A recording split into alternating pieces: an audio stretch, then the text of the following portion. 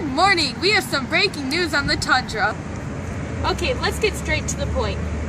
The tundra. There are 3 different types of tundra: Arctic, Antarctic, and Alpine. And there are 2 different biomes of the tundra: Arctic and Alpine. Here we have special guest Jennifer Lay to tell us more about the Arctic. Where did the word tundra come from? Well, the word tundra came from the Finnish word Tundurian, or treeless land. Most people do not know about the Arctic tundra because the harsh condition makes them unable to live there. Also, the tundra is mostly located in the northern hemisphere.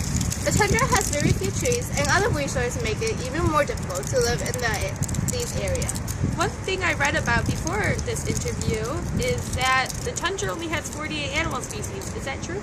Yes, it is true. Also, the tundra has over 400 varieties of flowers and plants. Oh, really? What other interesting things are there about the flora and fauna? Besides the polar bear being the largest animal, there are also some pretty interesting things about the plants and flowers grown there. Like what? Well, the plants in this biome tend to grow in close cluster in order to protect themselves from the harsh weather. Also, most plants that grow in these are short-rooted plants, such as the shrubs and sedges, because the ground in the Arctic are frozen. But some problem with the tundra is that there are many oil companies located in these areas. Any oil spill that will happen hurts the tundra wildlife. Okay, let's turn it over to Danielle and her guest Adelie Palaspis, who is going to inform us on the Alpine tundra right after this short break.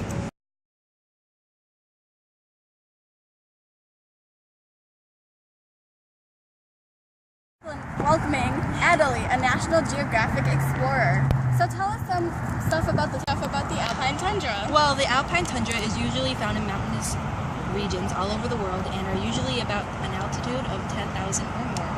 And it lies right below beneath the snowline of mountains. Now, what are some interesting facts about flora and fauna? Facts about the region. Well, the plants in the area usually have a high tolerance to the cold weather and the lack of water.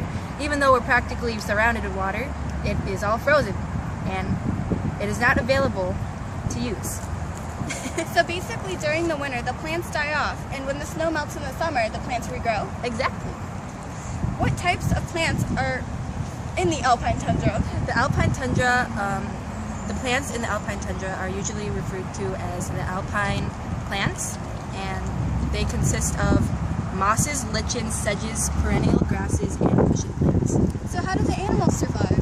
The animals either migrate or hibernate because of the harsh winter conditions. How cold does it usually get around here? It usually gets to negative 36 degrees Celsius, and in the summertime it usually gets to negative 7 degrees Celsius. On average, how much precipitation does the tundra receive? It usually gets 15 to 25 centimeters of precipitation, but it usually falls as snow. Thank you for shedding some light on the Alpine tundra. Thank you for having me.